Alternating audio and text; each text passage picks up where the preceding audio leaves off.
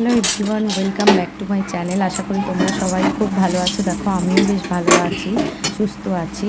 তো প্রথম পার্টে দিয়ে দিয়েছি তোমাদেরকে তেলকইয়ের রেসিপিটা, এবার সেকেন্ড পার্টে দেখো দিতে চলেছি আলু পোস্তর রেসিপি। তো ফলো করো রেসিপিটা, দেখতে থাকো। আশা করি তোমাদের সকলের খুব ভালো লাগবে রেসিপিটা। যাই হোক, তো দেখো আলু, পেঁয়াজ, কাঁচা লঙ্কা মানে চিড়ে একসঙ্গে রেখে দিয়েছিলাম। তো আলু আর কাঁচা লঙ্কা একসঙ্গে চিড়ে রেখে দিয়েছিলাম, আলু কেটে তারপর কাঁচা লঙ্কা চিড়ে রেখেছিলাম। এবারে দেখো একদিকে পেঁয়াজ কুচিয়ে রেখেছিলাম। তো রেসিপিটা কীভাবে করছি ফলো করো। তো প্রথমে কড়াইতে দেখো তেল দিয়ে ফোড়ন দিয়েছি, তার মধ্যে ফোড়ন আর তেজপাতা দিয়ে একটু একটু গন্ধ বেরোলে তার উপরে আলুগুলো দিয়ে দিয়েছি। আলুগুলো দিয়ে নাড়াচাড়া করতে করতে তার উপর একটু পেঁয়াজগুলো দিয়ে দিলাম।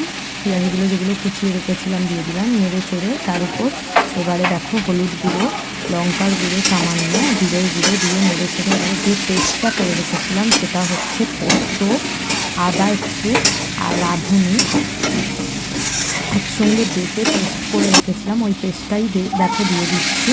তো এটা দিয়ে একটু নেড়ে চেড়ে তারপর পরিমাণ মতো যতটা জল লাগবে জল ঢেলে তারপরে একটা কিছু চাপা দিয়ে দেবো।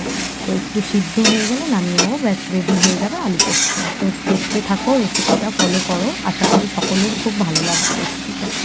তো দেখো এবার দেখো জল ঢেলে দিলাম। তো জল ঢেলে কিছু একটা চাপা দিয়ে দেবো। তোমাদের তোমাদের পরিমাণ মতো তোমরা সব নুন, যা যা লঙ্কার গুঁড়ো, হলুদ গুঁড়ো যেমন যেমন দিয়েছি, তো তোমাদের পরিমাণ মতো তোমরা সব দিয়ে দেবে। তো দেখো ভালো করে নেড়ে চেড়ে তো চাপা দিয়ে দিলাম, রেডি আলু পোস্ত।